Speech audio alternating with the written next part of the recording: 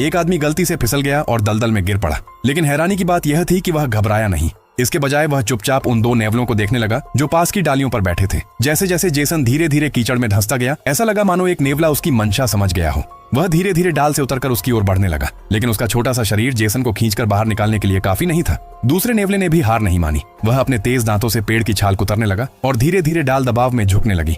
Jason सही समय का इंतजार करने लगा।